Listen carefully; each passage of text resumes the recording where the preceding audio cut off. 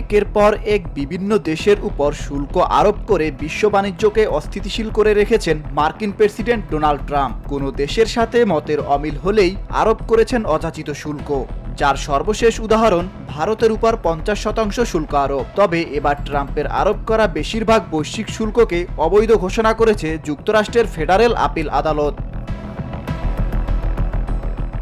শুক্রবার 29 আগস্ট আদালতের দেয়া এই রায়ে বলা হয়, ট্রাম্প জরুরি অর্থনৈতিক ক্ষমতা আইনের অধীনে এসব শুল্ক আরোপ করেছিলেন, কিন্তু আইনটি প্রেসিডেন্টকে এ ক্ষমতা দেয় না। শুল্ক আরোপের ক্ষমতা কেবল কংগ্রেসের হাতে রয়েছে।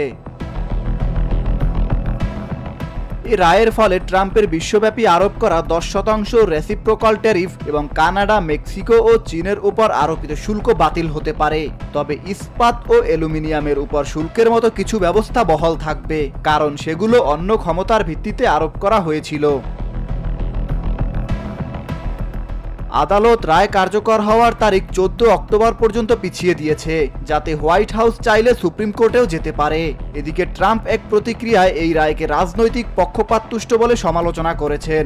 যদি এই সিদ্ধান্ত বহাল থাকে তবে যুক্তরাষ্ট্র অর্থনৈতিকভাবে ধ্বংস হয়ে যাবে বলেও জানান প্রেসিডেন্ট ট্রাম্প। বিশ্লেষকরা বলছেন, বিষয়টি এখন প্রায় নিশ্চিতভাবেই সুপ্রিম কোর্টে যাবে, যেখানে ট্রাম্পের নিয়োগ করা 3 জন সহ মোট 6 জন রিপাবলিকান বিচারপতি রয়েছেন। ফলে সর্বোচ্চ আদালতে মামলার ভবিষ্যৎ অনিশ্চিত হলেও রাজনৈতিক প্রভাব এখানে গুরুত্বপূর্ণ ভূমিকা রাখতে পারে।